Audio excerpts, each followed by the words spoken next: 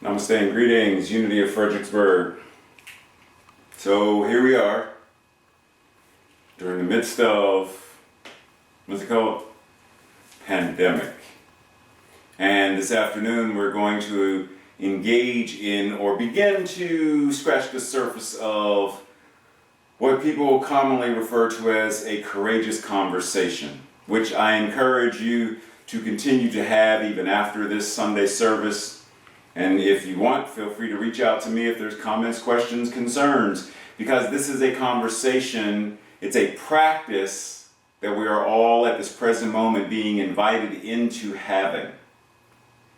But as we go into this, I want us to do an exercise first, a certain level of body awareness. So what I'm going to do is I'm going to say one word, well actually I'm going to say a word and then a phrase. And when I say the word, what I want you to do is simply become aware. What are you thinking when I say this word? What comes into your mind? What feelings emotionally do you feel? Is there something specific that comes up in your body? Is there tension? Is there ease? What comes up in your body as well? Simply checking in with yourself and becoming aware. What am I feeling? What am I thinking? What's showing up when Ray says this word? And then we're going to shake that out, and then I'm going to say a phrase, and I want you to do the same thing with the phrase. So if we're ready, let's simply breathe and go to a sort of neutral space of being ready.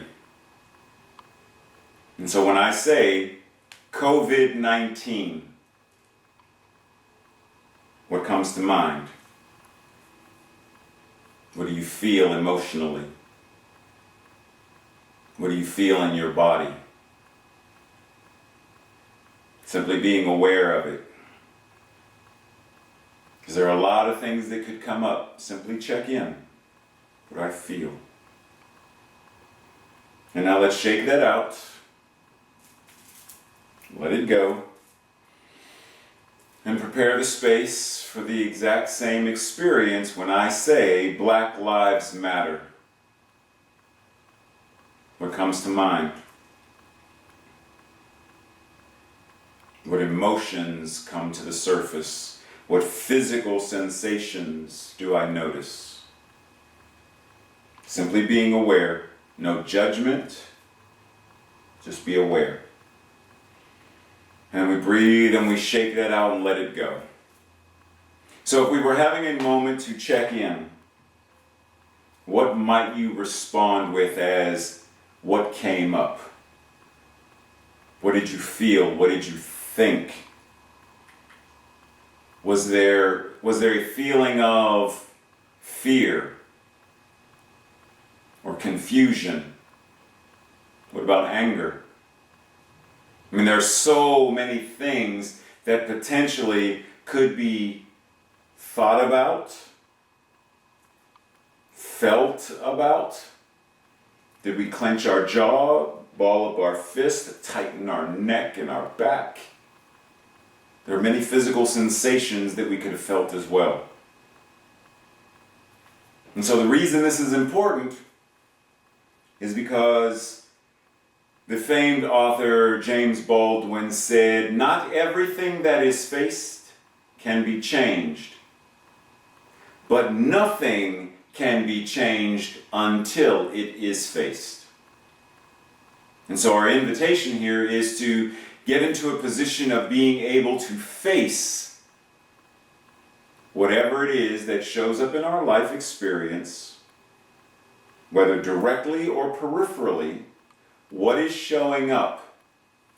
Because if it's showing up for us, it's showing up to us, it's showing up in us, then there's something for us to do regarding it. And so becoming aware of that is the first step. As uncomfortable as it is, because I know we in New Thought, we don't like to do that. We like to bypass the things regarding illness and disease. We like to bypass the things regarding racism and white supremacy. We like to bypass this and that and that. There are so many things that we will not discuss, we will not talk about, we just simply want to join hands and sing Kumbaya and call it a day. But if we're going to, in CSL, one of the statements that is made as a vision is creating, manifesting, demonstrating a world that works for all. And if we're going to do that as new thought, visionary leaders and practitioners of new thought, whether it's unity, agape, CSL, doesn't matter what it is, divine science, doesn't matter what it is, it's new thought. And if we are at the cutting edge and the leading edge of shifting consciousness, then it means we have to address all of these conditions and experiences that are less life-affirming. You know, one of the things, for example, one of the things that you may have heard me actually mention this before, because I talk about it sometimes, that the metaphysical look at an exorcism is that the priest must get the demon to state its name. Because once the name is mentioned, the priest now has the nature of the demon, and having the nature of it, the priest now has power over it, and the priest can control it, and the priest can cast it out.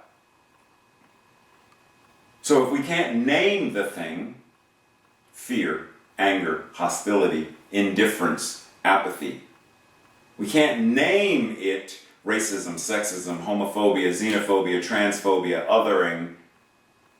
We can't name it, then how do we ever create the healing for it? Firemen have the word fire in their name. But if we don't talk about fire, then how does a fire person, I dial 911. I'd like to report a large burning stuff, dancing, destroying my house.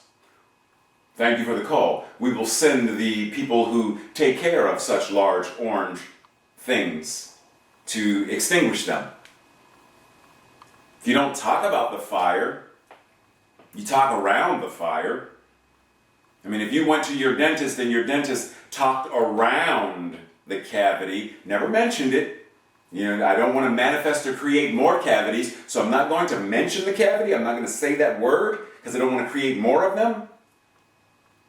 Well, so I was looking in there, and I noticed there's a hole. So what I mean by a hole is that there's a space. Yes, I know. I understand that you want to know what the space is. I'm not sure exactly right? Like, we understand how ludicrous that is. You're going to mention the cavity. You're going to mention the dis-ease. You're going to mention the social illness, the social constraint by which certain people are experiencing death, destruction, trauma. You're going to name a thing so that it can be healed and eliminated. There's a passage in the Bible, Matthew 17, where the disciples, first it starts off and says, Jesus rebuked the demon, and the demon came out of the body of the boy. And he was healed in that very moment. And afterwards, the disciples come to Jesus and say, hey, Jesus, got a question for you. How come we can't do that? Like, we understand that you do, but we can't drive demons out. Why not? And Jesus said, because you have so little faith. That's why. That's the ultimate thing. You have such little faith. If you had the faith of a mustard seed, then you would be able to tell that mountain to move, and it would move. And nothing would be impossible to you.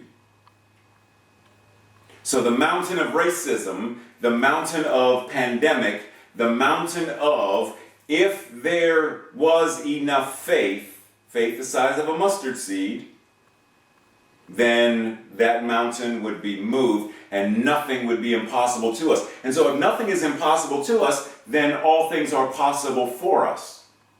So let's pause for a moment and let's have a slight public service announcement from our Star Wars fans, or for our Star Wars fans. You remember the scene in The Empire Strikes Back when first Luke Skywalker's X-Wing fighter lands in the bog in Dagobah, in the swamp, and it's, Yoda's like, move it, boy, move it. And Luke is like, and it starts to move, and then it sinks even further. And so Luke is like, you asked for the impossible, and he walks away mad, and Yoda's like, kids, and he raises his little 3 fingers, and he's like, and the music's like, and the thing rises up. Tracy's laughing at me right now. And the thing rises up, and R2-D2's like he's losing his mind. And it floats over, and Luke hears R2-D2 calling him like, dude, get over here. You need to check this out. Luke comes over, and he's like, whoa, dude, gnarly. And Yoda lands it, and Luke is like, and he comes up to him, and he says, oh my goodness, I don't believe it. And Yoda says, and that is why you failed. Have we not ended racism, sexism, etc. because we are putting our faith in the very thing that we fear? Because we are acting from fear, not faith? Like I just said, Yeshua told the disciples, you fail because you don't have enough faith. And if you have the faith the size of a mustard seed. But ultimately, metaphysically, it's not about having enough faith.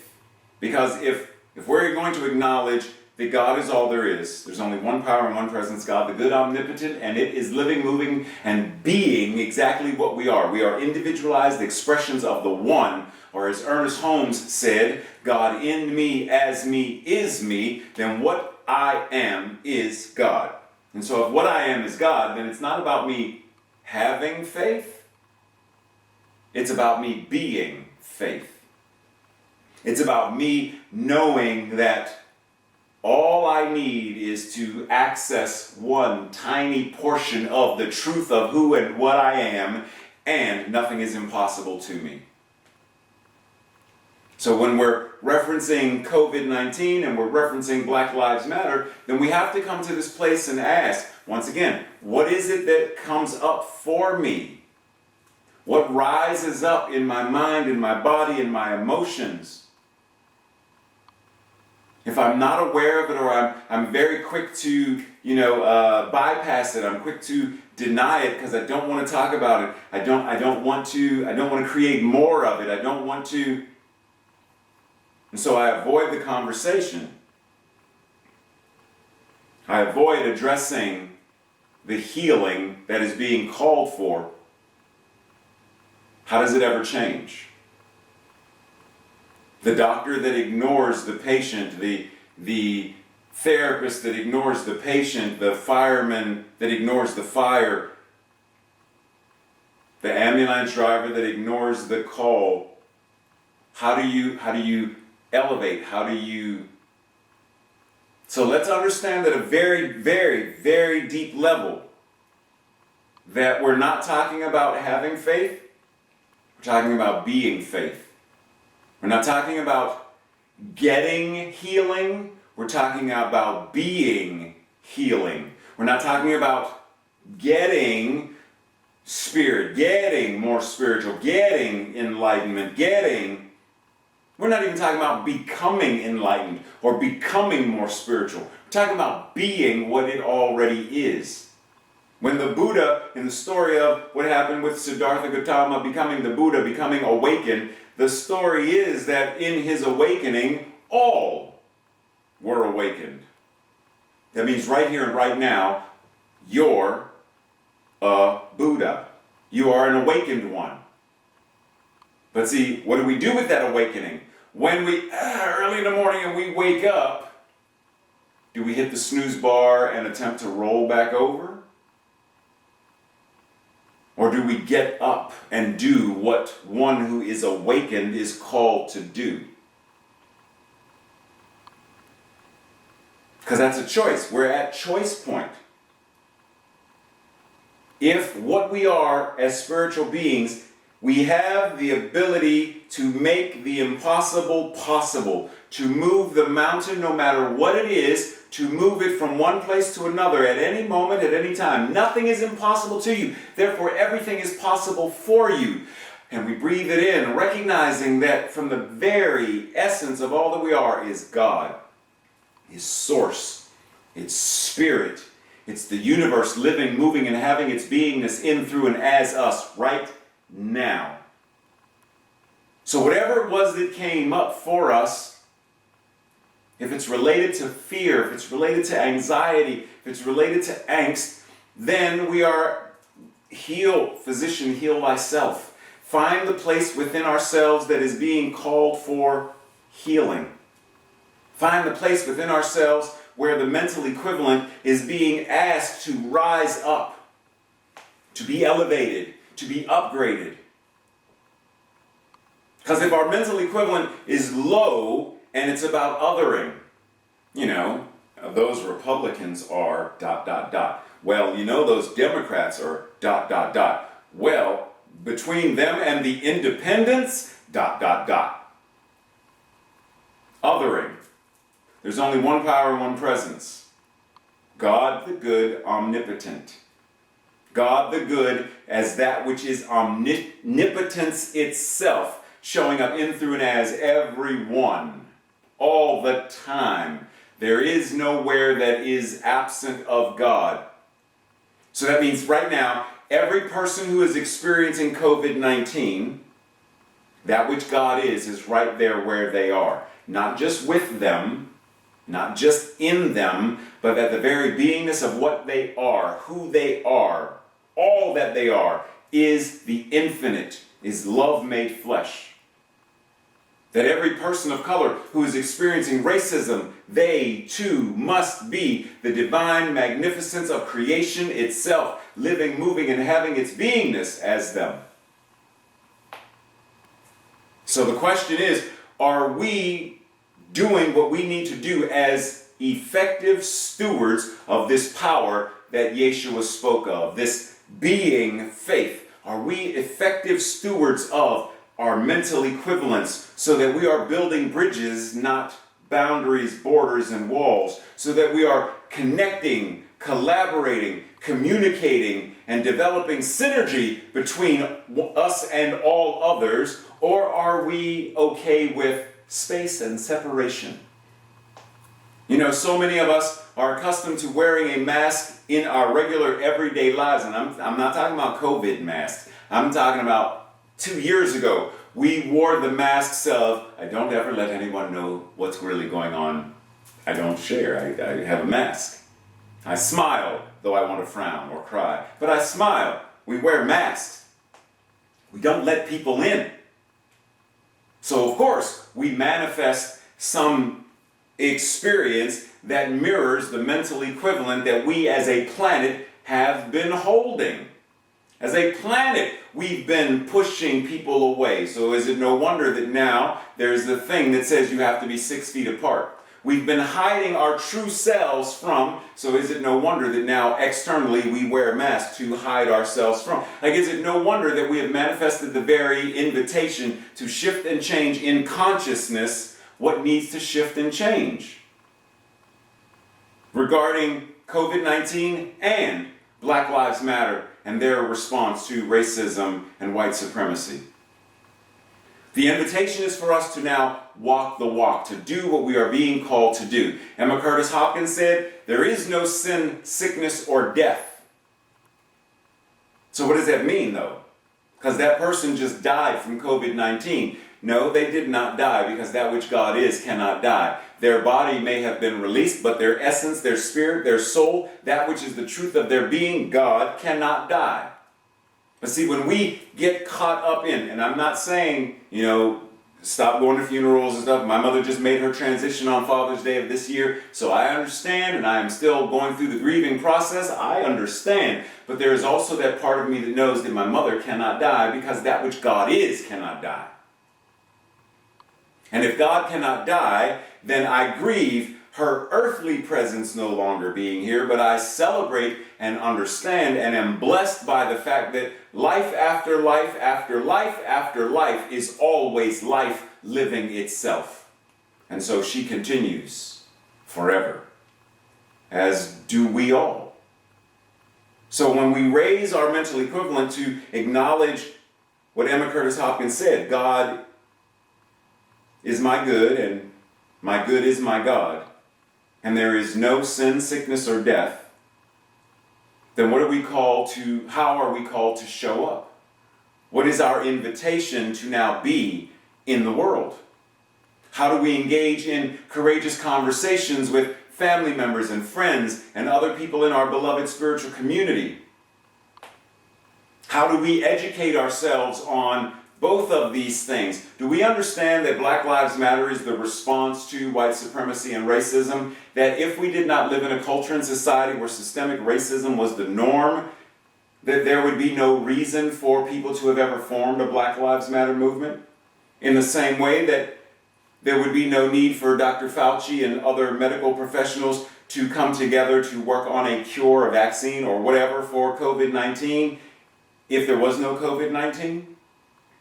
Like, the reason you have a dentist is because you have teeth and that your teeth need care. And so there's a dentist. Oh, your feet are messed up? Well, there's a podiatrist. Oh, you want to have a baby? Gynecologist. Oh, brain stuff, neurologist. That each of these are the medical response to things that show up in, through, and as us. Why would this be any different? You know, think about, so you're in the ER because your child was just attacked by a dog and is bleeding profusely from several different places around their body.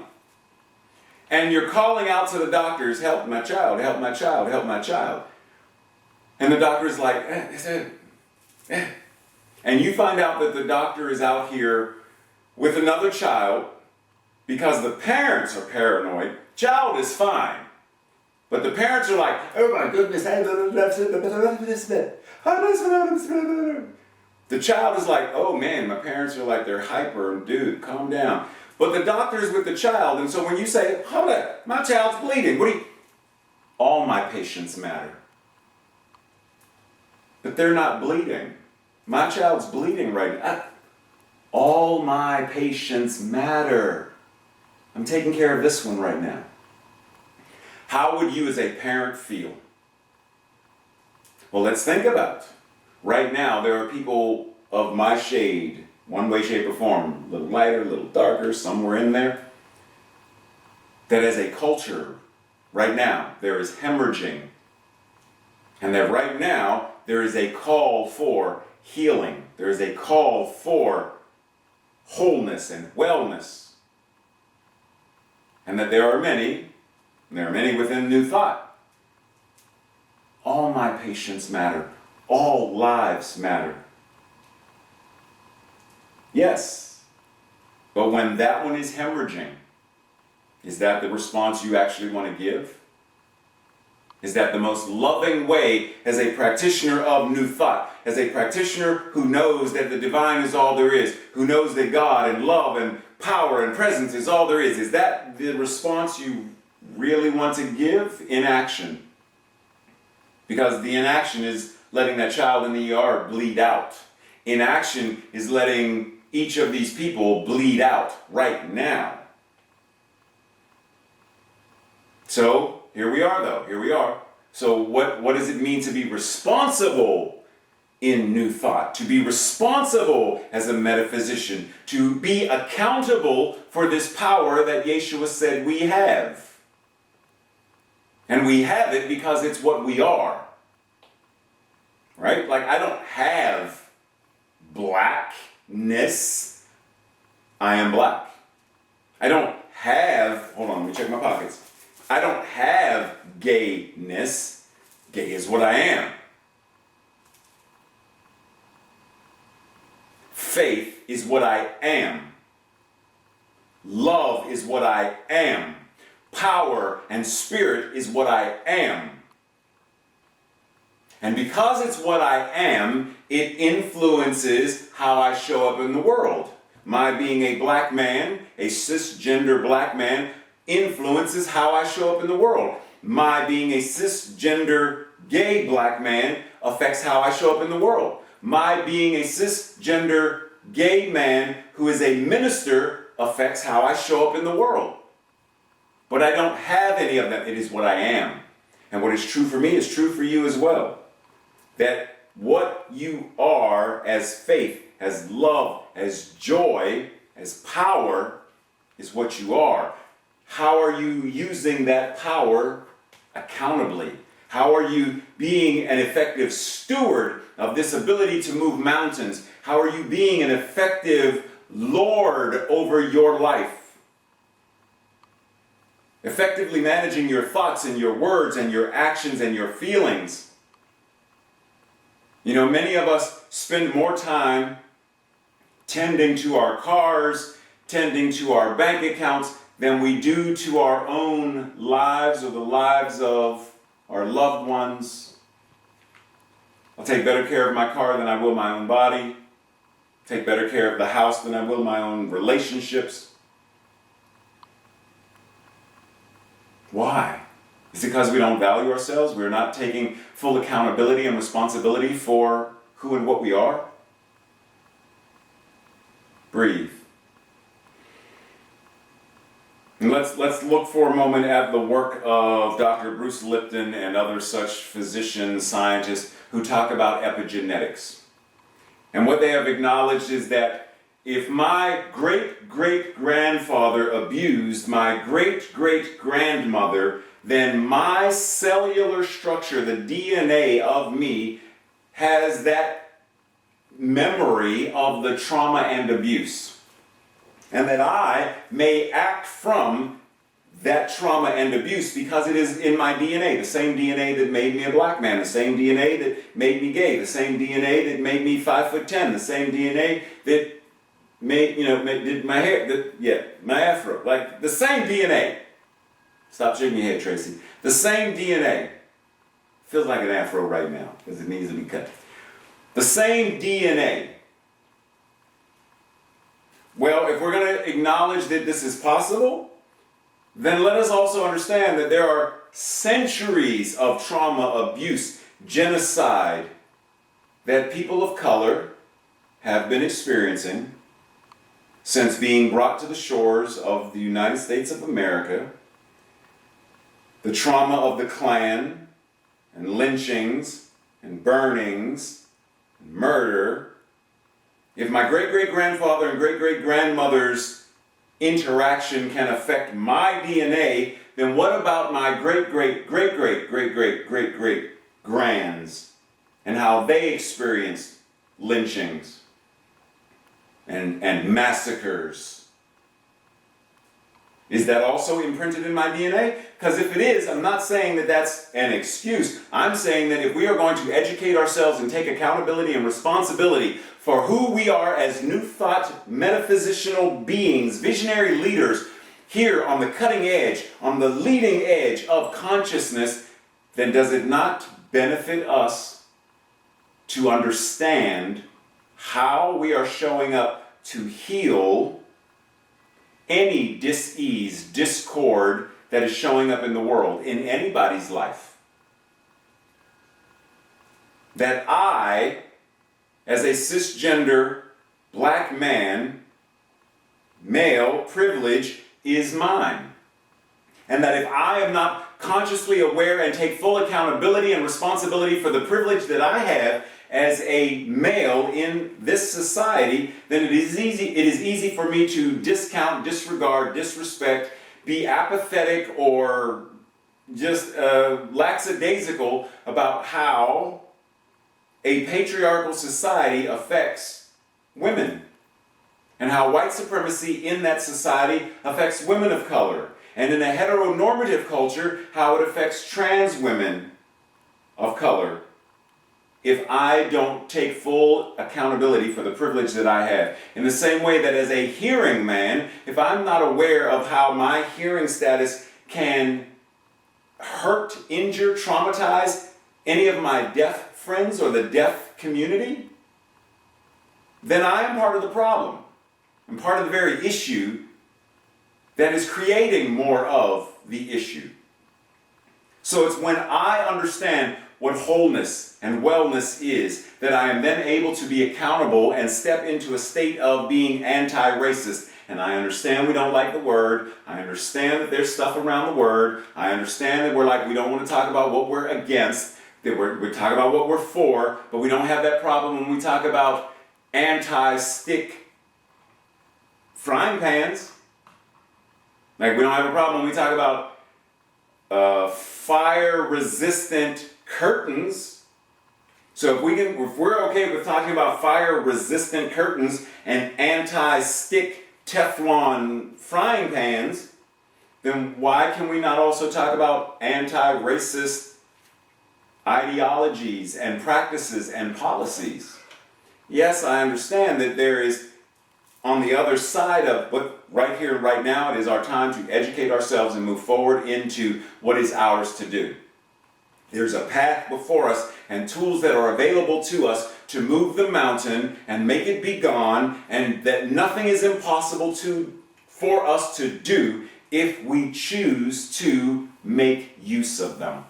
You know, in the song that we sing very often, let there be peace on earth and let it begin with me. Let there be peace. That implies that there is already peace, but that there is something that's stopping it. And so we say, let it be. Let it be. And let it begin with me. Let me be the catalyst. Rumi said, your task is not to seek for love, but to find all of the places within yourself, all of the barriers within yourself that you have constructed against it. So let's find all of the barriers within ourselves that we have constructed against love and joy and peace. Find those places where there are implicit biases or explicit biases towards COVID and the politics around it, towards Black Lives Matter and the politics around it, and simply anchor in and say, what is mine to do? How am I to show up? How am I to serve? How am I to heal? How am I to tell this mountain to move and know that the mountain will be moved? Because nothing is impossible to me or for me, and all things are possible. Because these and even greater, as Yeshua said. And so as we prepare to enter into meditation, let's simply take this energy with us. Let's simply breathe and know and recognize that my task is not to seek for love, but to find all of the barriers within myself that I have built against it. My task is not to seek for peace, but to find all of the barriers within myself that I have built against it. My task is not to seek for oneness, but to find all of the barriers within myself that I have built against it. My task is not to seek for health or joy or power or the divine magnificence of my being, my innate value, but to find all of the barriers that I have allowed myself or others to build against it. And so we breathe in this moment, breathing, knowing that our body temples are more than intelligent enough to breathe without our conscious need of saying, lungs expand, inhale, lungs contract, exhale. But that the body knows how to do this even while we are busily engaged in many other activities. The body is intelligent enough to breathe itself. And that ultimately this breath that is breathing itself is God breathing itself in, through, and as all that we are. God in me, as me, is me, breathe. God in me, as me, is me, breathing itself right here and right now as it is incarnating itself as all that I am, even now. In this moment, which is forever. And so we breathe. We breathe, allowing ourselves to be accountable for our own spiritual magnificence and the power that comes with it. We breathe, taking on the responsibility, knowing that, like Peter Parker, when his Uncle Ben taught him, with great power comes great responsibility. And so Peter Parker became Spider-Man. With great power comes great responsibility. With great power to do this and even greater comes great responsibility. With great power to tell this mountain to move from one place to another, great responsibility. With great power to know that the very Christ consciousness is the essence, the very beingness of all that we are. Great responsibility. To whom much is given, much is required. And so we breathe, knowing that what is required of us is to raise our mental equivalent to one that says, my God is my good is my God. There is no sin, sickness, or death, that which God is, I am. With great power comes great responsibility. To whom much is given, much is required. We breathe, taking on, knowing that we, right now, in this breath, are required to know the truth, to think the truth, to speak the truth, to feel the truth, and to walk the walk of truth. And we breathe. We breathe, accepting that which is ours to do. We breathe, knowing that that which is courageous enough to be birthed in, through, and as us is doing so even now in this breath. And we breathe. We breathe, anchoring to oneness. We breathe, grounding in the absolute truth of who and what we are, God made flesh. We breathe, knowing that we do not simply have faith, but that faith has us, that faith is us. Faith is living, moving, and having its beingness in our thoughts, our words, our feelings, and our actions. That the power of faith is ours. The strength of faith is ours. The strength of our spiritual divinity and magnificence is ours, even in this moment, that there is nothing else we need to do to become more God. That which is the Bodhisattva of us, the Buddha of us, the awakened one of us, we are already awakened. And even awakened becomes ever and ever greater levels of awakening, for that which God is ever evolving, ever expanding consciousness. So I am awakened in this moment, and I breathe. And in this breath, I am awakening. And in this next breath, I am awakened even more. And awakened even more, and awakened even more. More simply meaning, in this moment I am anchored and aware of my awakenedness. I am aware, and I act accordingly. I know, and I act accordingly. I choose how I show up. I choose my response, my ability to respond, my response ability regarding COVID-19. I, as a metaphysician, choose how I respond. I, as a metaphysician, choose how I respond to Black Lives Matter. I choose how I respond to white supremacy. I choose how I respond, bringing truth, bringing love, bringing the energy of the absolute everywhere I go, to every interaction, to every email, every text message, every Facebook post, every letter, every bill, every check, every shopping cart my hands touch, that it's all raising the vibration, because I know who and what I am and what is true for me. I know to be true for everyone joining in this meditation right now. That our ability to respond is even greater and greater than we may recognize or know in this moment. Greater and greater, greater and greater, and we breathe, knowing that at any moment, even as this meditation comes to an end, that at any moment we can check in, tune in, tap in to the truth of our being, that at any moment the power and the presence of creation itself, breathing, speaking, knowing, acting, walking the walk. And so we breathe, allowing this meditation to come to an end, but allowing that which is the infinite universe meditating itself to go on in through us and as us always. That our thoughts are prayers and we are always praying. Our thoughts are always. And so we breathe and allow this breath to continue as this meditation comes to an end. And we breathe. Namaste.